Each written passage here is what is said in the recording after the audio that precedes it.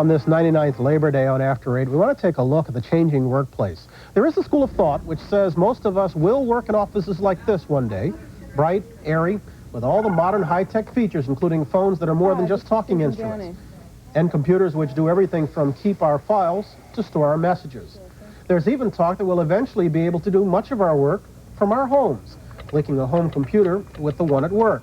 The emphasis, we're told, is to give the worker an environment and the tools to generate good ideas. Kind of a new workplace for a new workforce. At least that's what Samuel Bleecker believes. He's a technology consultant and an author. And good morning. Thank you for being with us. Thank you. I just talked about some of the changes, the physical ones. What other changes will be entailed? Well, I think there are really three significant changes that have occurred in the workplace. The first, of course, is that it's taken more than 100 years, but we no longer model the office after the factory, which means that people no longer need to be brought to a single location to work. They can work at home, and they can work from their cars.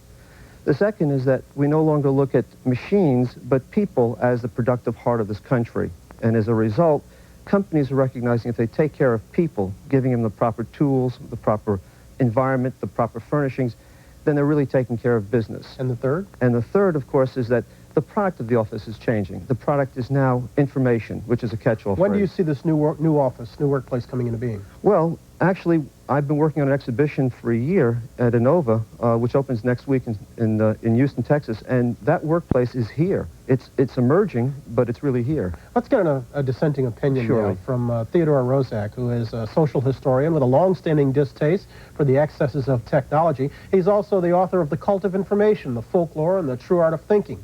He joins us this morning from our San Francisco affiliate, KRON-TV, and good morning.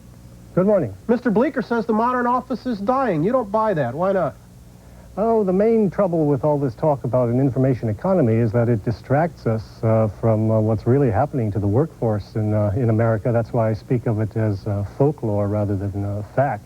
There are two things that high-tech, meaning computers, are doing to work in America. The first is appropriate to mention on Labor Day. The way in which computers are allowing a lot of people to stay home is called unemployment. It's called technological unemployment. It's putting a lot of people out of work. That's worth mentioning, I think. But the second thing that's happening is that a lot of people are being moved out of factories and assembly lines into what we call service work, which sounds neat and clean, but a lot of this is much lower status, lower paid work, retail sales, security work, collecting change in self-service gas stations, that sort of work, janitorial services, and so on. And the important thing to remember about that kind of work is that it's all got to be done in a place of business. So you don't look at all this as a step forward at all. Well, you pay a price for whatever conveniences a few members of the white-collar, high executive and professional world may be able to get out of high-tech, and that is that you're changing the whole nature of the workforce in the society. And while that's shaking down, a lot of people are going through a rough transition into a lower status work or unemployment. I think Mr. Bleecker sees it quite differently. No, I disagree in two areas. First, the argument against technology is an old argument. And in the days of the automobile, people were concerned about the loss of the blacksmiths. The reality is that we now have more auto mechanics than we've ever had blacksmiths to take care of horses. And we do see a position of transition in which there is some discomfort, which we are experiencing. But ultimately, I think you and I would much rather work here, sitting opposite one another, exchanging information and ideas, than we would working in a factory. Well, we're not part of the millions who are unemployed by this. Oh, well, the unemployment numbers have remained rather constant. In fact, they have decreased over the last year or two. So I don't think that this is an issue about technology. I think the larger issue is one of economics and one of a deficit of trade balances and so on. Yeah, my main argument is that you can't talk about work simply in terms of technology. Work is a matter of sociology, psychology, ethics, and while it's true that you have a lot of people employed in our society, about 2/3 of the new jobs that have been created over the last 10 years in the high-tech era have been rather low-status service-level jobs. I'm not sure the people holding them feel that they're in a better position financially or economically. Let me leave the unemployment numbers for just a second. Let's look at some other factors that enter into this. Under this brave new concept, what happens to the standard pyramid of management? Actually, it flattens out. And the reason it flattens out is as you share information, you share power in a corporation. You don't have the kind of straight military line organization, and it means that many more people are reporting and sharing ideas. Do you have more or less productivity? Hopefully you'll have increased productivity because the product is information and ideas. Mr. Rozak, as a result of that, do you have more or less creativity?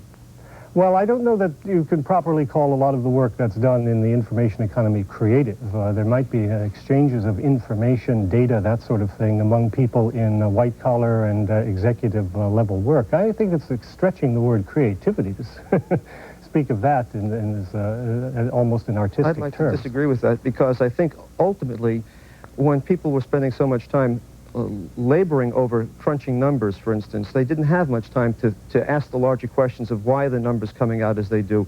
The computer has allowed us to have more time to think about the bigger picture, to ask ourselves the more fundamental questions rather than laboring long periods of time just getting the numbers to see if they're correct. Now, I agree with Mr. Rozak in one very fundamental way. There are various levels of information. Information is a catch-all phrase, and as a result, we seem to lump data, facts, knowledge, experience all under the word information. The computer right now is very good at helping people manipulate data and facts. It is not yet very good at helping us manipulate ideas and knowledge. And as a result, most of the jobs that are being created or being helped are the lower level jobs. I think more he's correct. productive than creative. Mr. Rozak, I've got him on a minute left. Go ahead.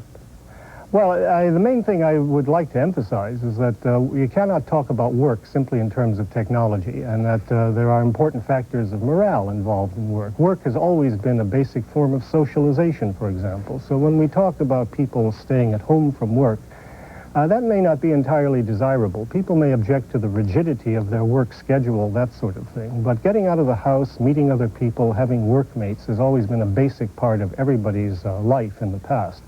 To romanticize the idea of being able to work without getting out of your bed in the morning, for example, again, you're talking about a strict minority of the workforce. That may be pretty far off. Yes. Mr. Bleeker, I got 10 seconds. Yes, I think we're talking about using tools to help people, machines to help people, and that work is, as Mr. Rozak says, an entire phenomenon. But I think part of it is the work in the workplace. Gentlemen, I'll have to stop you both there and let you go and enjoy your holiday. Thank you very much. Here and Mr. Thank Rozak, you very much. Thanks for joining us in San Francisco. Yes. 22 past the hour. We're back in a moment on this Labor Day after a break. This is Today on NBC.